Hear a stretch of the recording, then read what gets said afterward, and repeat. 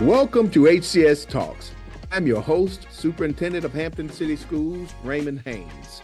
This is our Hampton City Schools podcast. It is designed to educate, inform, and hopefully entertain our community and beyond.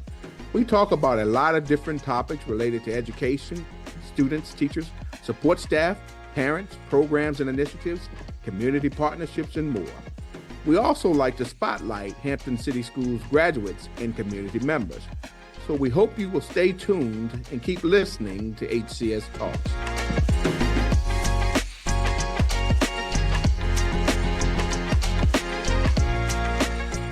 Today, I have the privilege to sit down with one of our Kecoughtan High School alumni, Mr. Howard White, who is an author, motivational speaker, and the Senior Vice President of Brand Jordan for Nike Incorporated.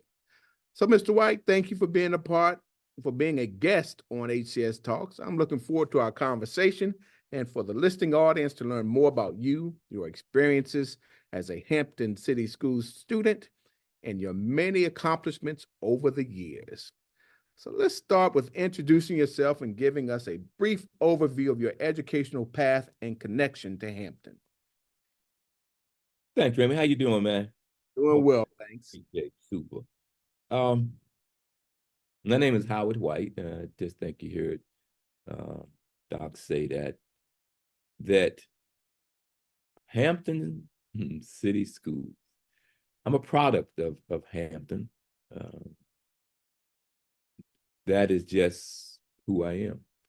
And obviously I came up in Hampton. It was quite a different time than you were coming up in. I was born in the 50s, and I started off at Robert R. Moulton Elementary School, and then I went to White Thomas Junior High School, and from there, my 9th grade year, I went to Sims Junior High School and ended up going to Kecoughtan High School. So those formative years for me were extraordinarily well received. I can tell you that in elementary school, it was just a time. It was a time of innocence. It was a time of learning. I didn't pass the 2nd grade. And the significance of that, the next teacher I had, Mrs. Vaughn, who said, you know what, you know all of this. Now all you have to do is apply it. Right.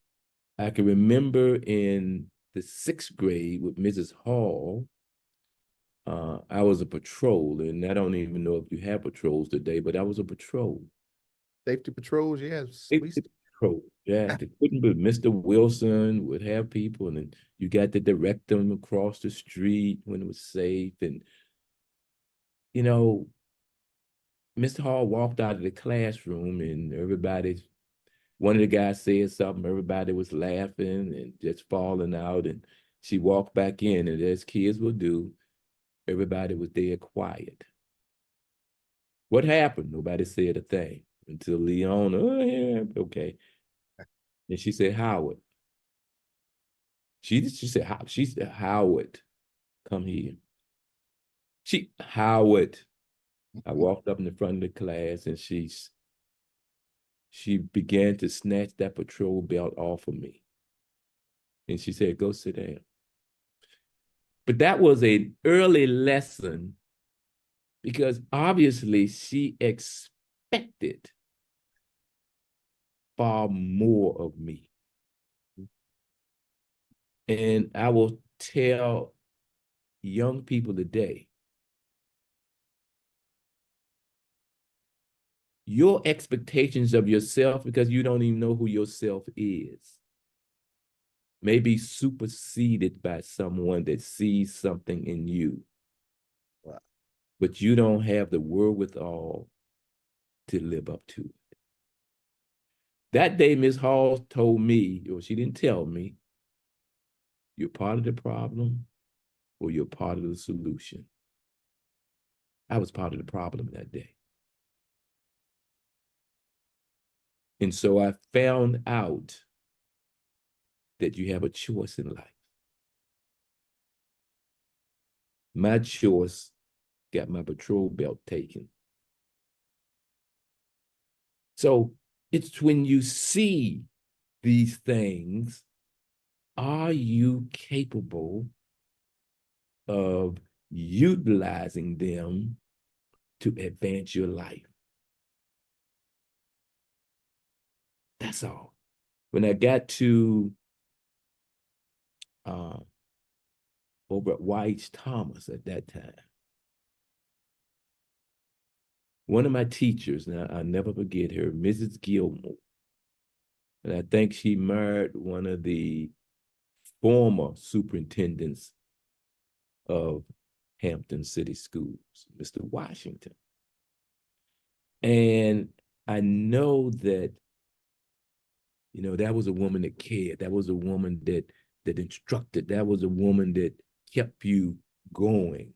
And that was a time when they would say, well, you don't need me to call your mother, do you? And you would straighten right up. Yes, sir. And I went to that school, Sims, because when my father left home, we had nowhere to go. We ended up, or the decision was made that we would move down to my aunt's house, my mother's sister, the oldest sister. And they had a little quasi farm out on Woodland Road. And this was at the beginning of integration. And you leave all your friends, you had to walk out and catch a bus all the way across town to White's Thomas. Some of my friends who, again, this was the beginning of integration. Carlton Mann and Terry Prescott came by one day and they said, they let you play basketball down at that new school. And Mom said, well, okay, you can go, just be back before it's dark. We rode our bikes down. There were no kids in that gym, so obviously I didn't think we belonged there. We were in, one of the men said, you boys want to play a game? There was 3 men in there, 3 white men. And at that stage, you think you can beat all the old people anyway. Right. They changed the rules till you had to take the ball back behind the line when it changes hands. So they beat us to death. When I was leaving, this man walked up. He simply said, have you ever heard of the big O, Oscar Robertson? Yeah, me and everybody else in the world. And that would be like asking somebody today, had they ever heard of Michael Jordan, LeBron James? And he said, if you listen to everything I tell you, you could be just like the big O. And again, I couldn't even play basketball. I did go home. I cut some trees down. I walked along the road and looked in the dishes. I found soda bottles. I cashed them in. I went to Western Auto. I bought me a basketball and a basketball goal. I came back, found some plywood, tacked it up, buried those 2 posts in the ground, and I shot a lot of basketball. A lot of basketball. I went to that junior high. I got to be on the basketball team. I couldn't be on the basketball team at White's Thomas because I wasn't any good. But here, I got to be on the basketball team. This was at Sims. Sims. And there was one teacher, Buzzy Dwyer, bought me my first pair of Converse. Because my mother worked for a marina, Hampton Roast Marina, and she bought me home when I was going to be on the team some deck shoes, some boating shoes. Mm-hmm. They got about 5 holes in them that you lace them up, and that's my basketball shoes. And he said, if you come up with $10, I could get you some Converse. So eventually I got $10, again, finding soda bottles, doing all of that. And I remember when he got my first pair of Converse, I thought I could do anything on the basketball court. Then this other teacher, Nancy Newstep, in her English class, she told me I was a great writer. She said, I take your papers home and I read them to my mother every night. She might have been lying, but I started believing I was a great writer. Eventually, I wrote a book, Believe to Achieve, See the Invisible and Do the Impossible. Nancy and I today, she's 80 years old now, we have a book club. We pick books out, we read them together, and we discuss them. So when you are that close to a school system and teachers and listening, eventually I did that. Next year I went to Kecoughtan and I played on the varsity. I became All-American, also became senior class president because there was another teacher. I read in this Elastic magazine, and it simply said, if you are like an official at a school, you're far more likely to go to college. Nobody in my family had ever been to college. So I said, shoot, I think I'm gonna run for office. And I remember talking to Coach Kilborn, and I said, Coach, I think I'm gonna run for office. He said, why? I said, because the magazine said that if you were like an officer of the school, you had a better chance of going to college. Nobody in my family ever been to college. Okay. He said, Howard, what would you run for? Didn't say what you had to be. It just said, secretary, treasurer, something like that. He said, he asked me a simple question. Raymond, he said, can you tell me who is the salutatorian at Kecoughtan High School? I could not. He said, okay, that was too hard. How about the valedictorian? I said, I can't. He said, I guarantee you they could tell me who you are. I said, them people don't know me. He said, I guarantee you they do. So why wouldn't you run for class president? That way you can tell the secretary and the treasurer what to do. I said, never thought about it like that. So I ran for class president. I learned from that little scenario, often we are the ones that set our sights too low. We are the ones that kill our dreams before they're able to ever come true. And I became senior class president. So in that little conversation, why would one limit themselves? Because that's what we generally do. You're a great writer. You can believe it or choose not to. You're going to be a part of the problem or a part of the solution. And failure should not inform you or dictate you the rest of your life. So Hampton City schools have been amazing. Matter of fact, that court down at Kecoughtan is the Howard White Court. Yes, sir. And you were there that day. Yes, And sir. then since they've named that street out in front of it, Howard White Way. Yes, sir. The Boo Williams Sportsplex has the Howard White Pavilion.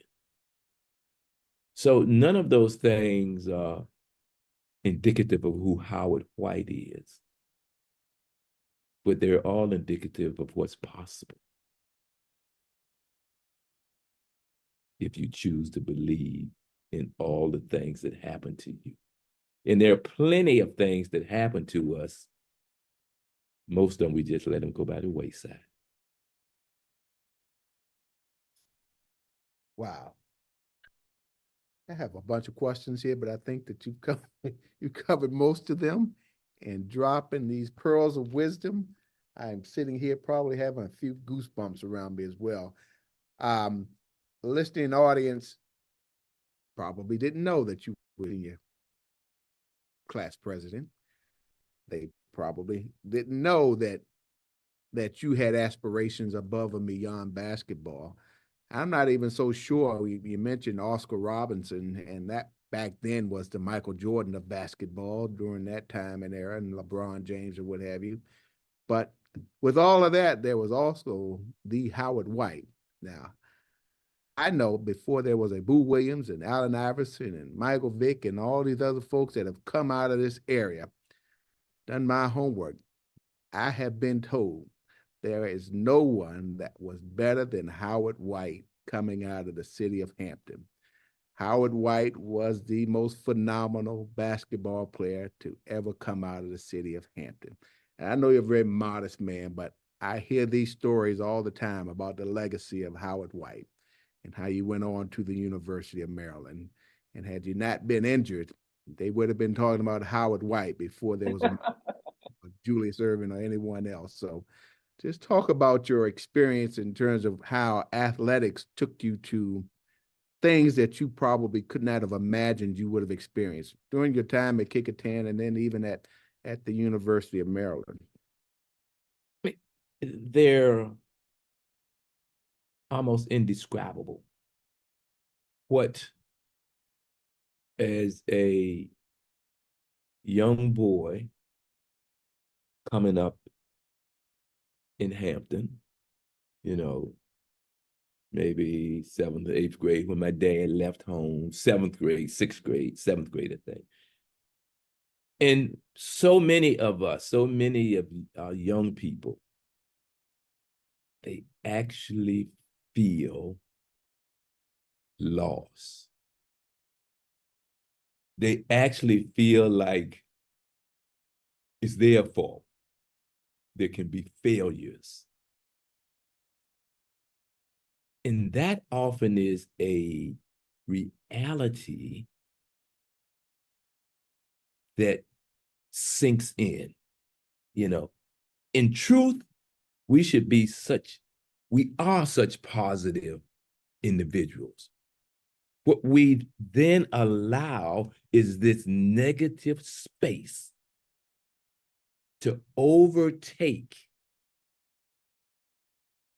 the positive nature in our minds. And it just needs a little corner to rest in. And when you get down, it starts creeping in more and more and more and more. My mother, who was simply a maid, she was worked for a family that owned a marina. And there's a twofold beauty to that. Like on a Friday, if they had a dinner, or on a Saturday, if she had to go to work, I went along with her. I was the youngest. And they had children. David, probably right around my age, maybe a little older. You know, Nancy and Sally. We sit down, we ate together. We chatted, we had fun, and I'm sure a lot of times I get like a hand-me-down bicycle, pinball machine, and but when I went to Sims, we were all, I mean, there wasn't any difference in them that I could see than it was in me. I mean, it was the same with me. That different color, but we were the same. And at about 9, 10, walking down the street, Hampton, Virginia, right off of Pembroke Avenue, it was on Calhoun Street. We walked by a man named Mr. Lee. Mr. Lee had this huge limp. And it was an early Saturday morning. We walked by and down, you know, well, y'all from Hampton. Mama, hey, Lee, how you doing today? Hi, Miss Leah. How you? Oh, I'm beautiful. You have a great day. You too, Miss Lee. Howard was throwing rocks at the stop sign. Hell, if I could hit the zero and dead in the middle and something great would happen. You see Mr. Lee 50 times a day. She stopped me and she said, you let that be the last time in your life you ever walk by someone and not open your mouth to speak. Because even a dog can wag its tail when it passes you on the street. That little bit of advice, Dr. Hayes, put me on a path. I've been around millionaires and billionaires and major, no advice greater than what that little woman said that day. No one is less important than you. No one is more important than you. But you have an obligation to at least speak to someone. Absolutely. When they're in your presence. Now, it's simple. And so if they caught this, that if you listen, part of the problem, part of the solution, why wouldn't you run for president? Because when I got to college, the only thing on the back of my jersey was an H in quotations. If you listen, you could be just like the big O. So when I got to college, I became the big H. And in college, there was a Dr. Charlotte Leedy. I was in Dr. Leedy's, so a leadership class. I think it was in the Rec 420. It was a leadership class. And after class, Dr. Leedy kept me behind. She asked me to stay, and I did. She asked me, what did I want? What did I want from the class? All those things that I guess teachers ask. Then she said, I've only been around two people in my life that could command the attention of an entire room. He said one was at Temple, was a movie star, and he was at Temple and, you know, city kid, and when he speaks, people understand him. Howard White, from the South, there's this Southern kind of dialect or, you know, laziness. When you talk, I don't know what you saying half the time. And she wrote a name down. I might not have went at first because I was like, who she thinks she is? I don't know what, okay, boom. But I finally did go. And it was how to enunciate and pronunciate the King's English. And I hear some places now they telling kids, oh, you can speak any way you want. Yeah, you just can't do that if you're trying to get into corporate America. Exactly. So that lesson, I took it at lunch when I graduated. I found her after I wrote my book, Believe to Achieve. Somebody I called Maryland, asked her about it, and they said, oh, I think somebody knows where Charlotte is. And finally, they got a number. I called her, kept calling her because I never could get her. So finally, one day, someone answered the phone. I knew it was her because she had this Rhapsody voice. Hello? I said, Dr. Leedy. Yes, yes. Who am I speaking with? I said, this is a voice from your past. She said, yes, yes. Is this Eddie? I said, no, man. You said there were two. She said, Howard White. I said, yes, ma'am. She said, Howard White, I was just telling a group of students about you just the other day. I said, Dr. Lee, you haven't seen me in 35 years. You're lying. You were not telling a group of students about me the other day. She said, I was. Tell me what you're doing. And I told her. She said, I told you so. I said, you an angel? She said, no, simply your teacher. So what has happened all along my path, these amazing lessons. And I will tell your audience, everybody hears what somebody's saying. How many of them truly listen to what someone is saying? Powerful. That is powerful.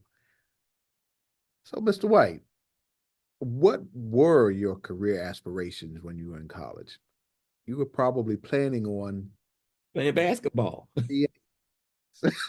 Did you have a backup plan, or did you think of a No, you know, uh, I think I'm also interested in that aspect as well. Uh, Obviously, there are a lot of things that have happened, you know, senior in high school, boom, everything's going, life is good. And then you blow one knee out. And that was before they knew exactly what they were doing. So they take you up, they cut stuff out, they throw stuff away, they do. So, How did you blow your knee? Were you playing on a regular court, or were you? yeah, it was regular cool. I think I had twisted it. I came back because it was homecoming. Okay. And Charlene, at that point, Charlene Hamlin, she's Nikki now, was the homecoming queen, black girl. That would been the first time that had ever happened. So I couldn't just walk her out there. I had to play in order to walk her out there. Right. So my mom was, no, you can't. You're not ready to play, But I played, and it was against Carver. I think I went up and I was trying to change a shot in the air to keep it from being blocked. And I came down on the side of somebody's foot. And that just tore it up. And you didn't even know what was happening. So I kept playing. And then I found out if I wrapped something around it and didn't straighten it all the way out, I could still play. So I would just turn everything up. And so that's what I did. I just tore everything up. You had on the Converse, the Chuck Taylors. Yeah. Well, now we know that was, like being almost, it was, I mean, but I always felt from that standpoint, I'll be okay. I'll be fine. Uh, and this was before rehab. So I went to college, and probably I should not have played. Matter of fact, I know I should not have played my freshman year. But they just wrapped it all up like a mummy, and I went out there. And the rest of my career, that's what I was doing. In the NIT, and what I found out was that I was literally jumping off of one leg, my right leg. Everything was, I was using the other one, but I was actually jumping off of the right one. So by the time I was a senior, that was gone.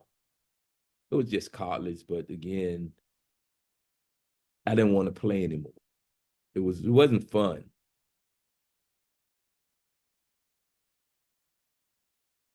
Because I had no idea what I would do. Right. And I remember Lefty wanted me to redshirt and come back and play. And I said, well, that won't be happening. And then he asked me, said, well, write me a paper about what? About coaching. So I did. He said it was a terrible paper, but I wrote the paper. Then he asked me to be an assistant coach. I was assistant basketball coach and assistant intramural director. And as fate would have it, there was a young man coming out of high school from Petersburg, Virginia, by the name of Moses Malone. Yes. So I recruited Moses. That was the first, and then I recruited a lot of other people. But at the end of the day, I discovered that I don't think basketball was really, I could play basketball, but there were other skill sets that I never even delved into. Right. That became a skill set. And I was coaching, and one day I said, I'm tired of this, so I'm out. And I had no idea what I would do. Then I went into the insurance industry for a while, 5 or 6 years. Then I remember one of the guys had got into a little trouble. And then when he would come, I would try to help him, make sure he was around some good people. So then one day, they said, here's this job. It's this great job at Nike you would love. I didn't even know what a Nike was, really. And, you know, I met the guy, sent a resume in. He called me and said, well, they're doing something else with that position, so it's gone. I said, okay, cool. Several months later, I got a call back, and it simply said, when can you start? And so there it was. Now, as fate would have it, when I got to Nike, one of the first guys that had just come over was Moses Malone. So here we were, reunited. And so a lot of my life is what one would consider fate. And that's hard to translate to young people because, you know, where you stand on religion, where you stand on this and that. But faith is the belief that something far greater than you, whatever that is, exists. And your belief in connection to whatever that is can have amazing effects on who you are. Who you are and who you will become as well. See how that works? Absolutely. And it has guided me through all of these mazes. Then at a certain point here at Nike, they even had an FBI investigation because I was a rogue spy. And I remember when that was over, Mr. Knight said, I understand if you don't want to be here anymore. You can take the largest severance in the history of mankind. But when I was coming out of Kecoughtan, there was someone that recruited me and said, if you come to my school, we're going to build an arena. It'll be the arena that Howard White built. So, get the car of your choice. I got a house a block away from campus. You can park it right underneath in my garage. There's $10,000 that we're going to put at the clothing store to make sure you can wear all the nice clothes you want. We're going to pay a sports writer at that time $15,000 a year to wake up, and his only task is be to write about Howard White. Wow. And we'll get your mother one of them big TVs so she can watch your games. And if you don't make it in the NBA, you can be an executive at our Fortune 500 company for life. I didn't go there. But he did call back. He said, you should have called me. We looked at the books and we can double everything that we offered you. Still didn't go. Now, I can't tell you why I was stupid enough not to go, but someplace it was,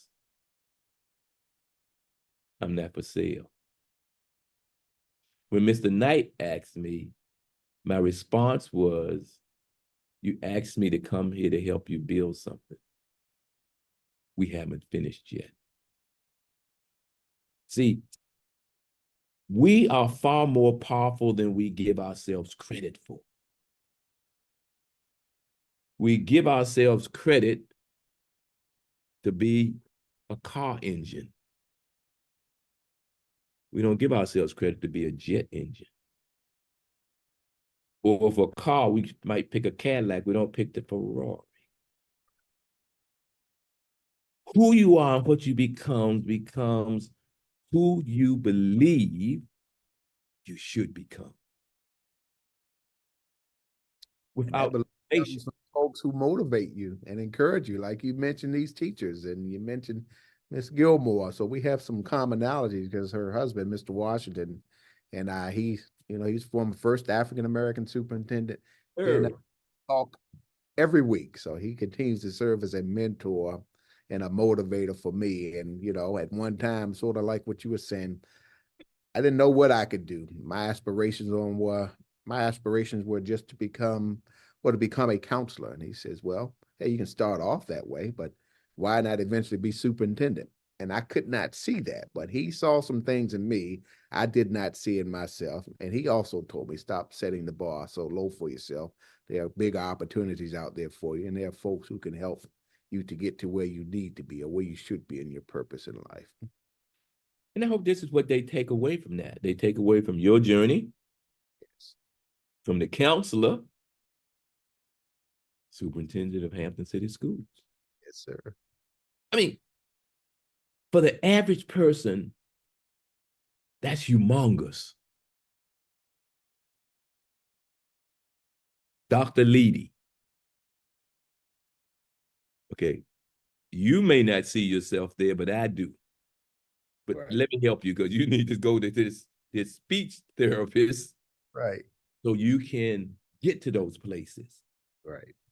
And I kept in touch with her right up until she passed. She wanted me to come to her 80th birthday party, which I did. All these people came up to me and said, you must be Howard. I said, I am. Charlotte. You were Charlotte's world. I said, no, I really appreciate what she did. She said, no, you did not have to listen.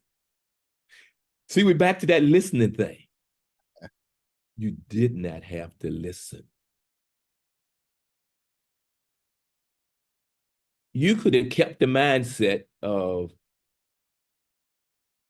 Mr. Washington crazy. I'm going to be the best counselor in the world. Sure. And if that's all you had ever seen in yourself, you don't get to sit in that seat. Somebody said faith was believing in the unknown, the things that you cannot see,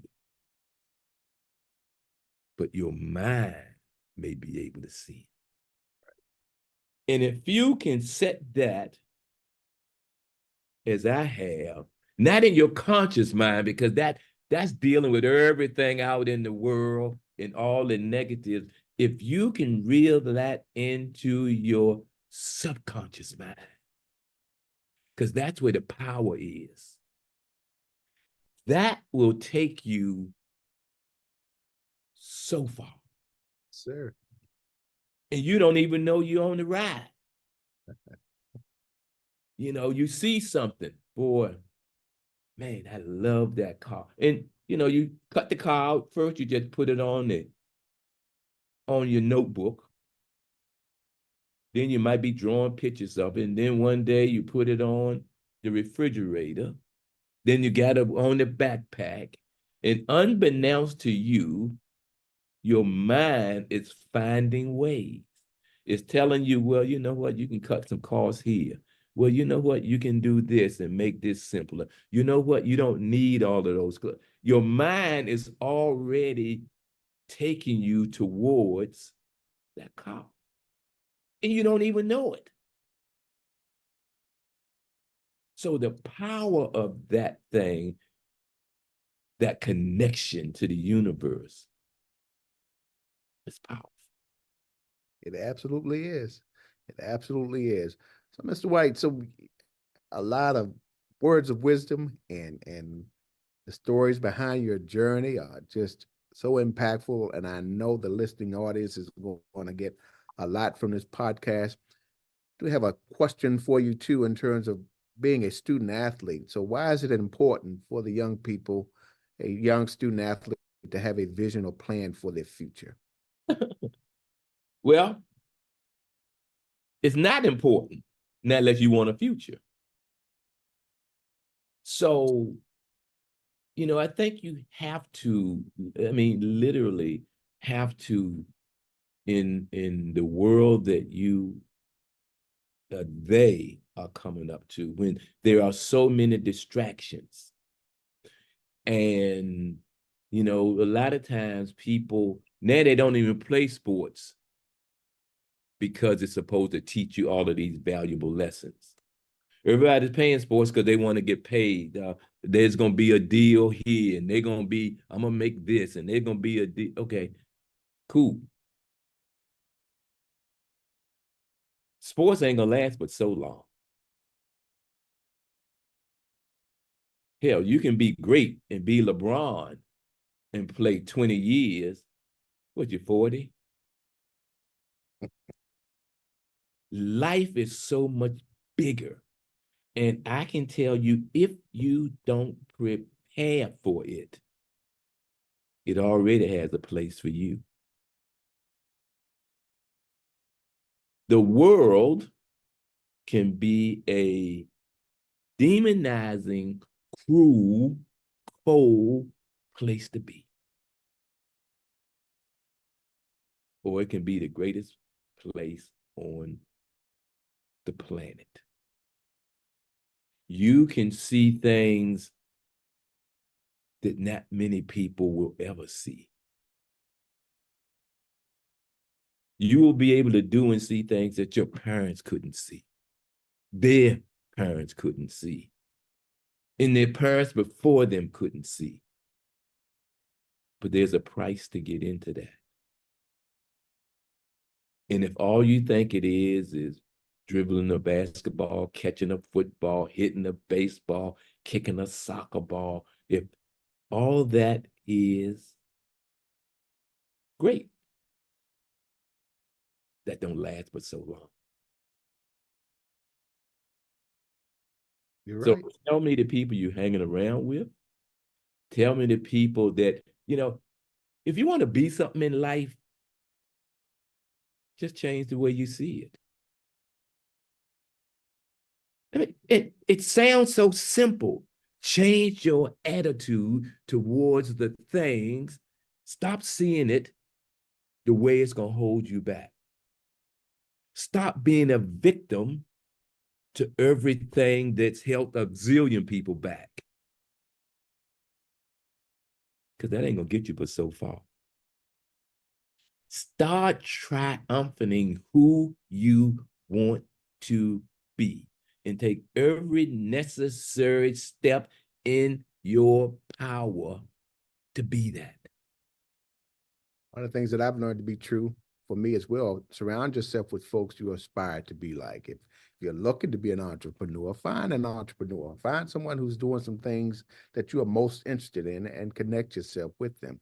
It goes back to that, the me I see is the me I will become. So you're looking at it from that perspective as well. So I know I mentioned earlier, we talked about my time as principal at Kecoughtan and when we dedicated the court, the Howard White Court, and the whole process behind that. And I know that was very meaningful and impactful for you, just based on all that you have done and continue to do for our community and for Kecoughtan High School. But let's talk about another signature event, which used to be held at Kecoughtan, and I believe most recently was hosted by the Boo Williams Sportsplex, the Howard White Classic. Yeah. Listening audience about the Howard White Classic. I think that when they first did it at Kecoughtan, obviously it was an amazing surprise to me. And then every year, and then got with Boo, and my daughter was kind of heading it up. And we wanted to affect a lot of kids. And she works for shoe parlors. And they said, hey, We'll help her put it on. And, it was just my way of giving back to a community that says, you know what? My daughter was an All-American at the University of Oregon, and then she ran professionally. So it was track, had about 400 track kids, had about 38, junior high basketball teams. And in that was this greatness of, you know what? The world will see you as you see you. You want to be great? Damn good platform to dive off of and make it great. Absolutely right about that. So through your career, I know you've traveled to many different places and been all around the world. Uh, what, in your mind, was the most interesting or enjoyable place you visited, or the one person you met that stands out the most? Man, I met a lot of people, been a lot of places. Coming home is always a great place to be. I remember when my mom's passed, and we had her funeral down at, I don't even know if Antioch Baptist down there is still there, Still here. Old Buckrow Road. And Mr. Knight, Bill Knight, was a multi-billionaire, the founder of Nike. And he came, sat in that little church with everybody else to say farewell. So, you know what? I've done a lot of things, being alongside MJ, Big Mo, CB, all of those guys. But the thing I take best is being around Mrs. Woods, Tita Woods, Tiger's moms, Mama J, MJ's moms, Granny, Charles Barkley's grandmother. Those mothers to me are extraordinarily special because I see my life through their lens. So, yeah, I met many a great person. But oftentimes it's just meeting that mother or Dr. Leedy. Or I still talk to Coach Hathaway and Nancy. Now, I obviously talk to Mr. Knight a lot, but seeing life, my life through their lens and the possibilities, pretty damn special. Oh, yes, it is. And there's nothing like the mother's love, whether it's your Mm. own, seeing that love through the moms of your coworkers, colleagues, or friends as well. That is very heartwarming and impactful in terms of your life's journey too. So you can't say enough about it from that perspective. Very interesting that you would share that as well. I don't think anyone would have thought that would have been your response just based on that question, because we know you've met and been around quite a few folks. And you are currently the senior vice president of the Nike brand. So what does that entail? Did you actually come up with the Jordan brand, or what does that mean in terms of I was being? part of a team. Called me maybe the Godfather Jordan. I was part of a team. And, when you're part of a team, you might have an idea and somebody else might have an idea, and you might wind it all together and becomes a decent idea. But at the end of the day, it was a team effort. Yes, sir. For me, I've always believed that Jordan brand, that symbol, was simply hope. It was that as great as you want to be, you can overcome when you fail, when you fall, when you can overcome all of those things if you keep believing. Just that simple. Wow. If you keep believing, you can become all of those things. Absolutely. And surround yourself with the right folks Mm-hmm. who believe in you and see some things in you don't necessarily see in yourself. So as we wrap up, Mr. Dwight, do you have any advice for our student athletes or for our young people as a whole? You know, I think that my advice to them would be believe in yourself. Believe that all the things that you dream of, if you put the work in, they're possible. And I can tell you this, whether you get to that place or not, you're going to be a heck of a lot further down the road than you would ever dream.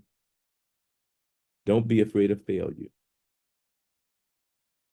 Because if you've never failed in anything, you've never done anything. So because you fail, because you fall, that's what gives you an onus to be even better. Outstanding. Believe in yourself. Believe that all things are possible. Don't be afraid to fail. Took some good notes, talked about making certain that you don't set the bar too low for yourself. I remember the former president of Morehouse College, Benjamin Mays, says, not failure, but low aim is a sin. So you listen to his old words of wisdom, so it speaks volumes, sort of parallels to everything you said here today as well. I certainly thank you, Mr. White, for joining me today and sharing about you, your experiences as a student, and your career. I am sure our listening audience has thoroughly enjoyed our time together. I know I certainly have. I continue to be in awe of your presence, whether it's through Zoom or in your actual physical presence as well. And to our listeners, remember, education is the most powerful weapon you can use to change the world. As one community, one transformation, we will ensure academic excellence for every child, every day, whatever it takes. Catch you next week. Listen to learn more about Hampton City Schools. New episodes of HCS Talks drop on Thursdays. Subscribe and listen to HCS Talks. HCS Talks is a Hampton City Schools production.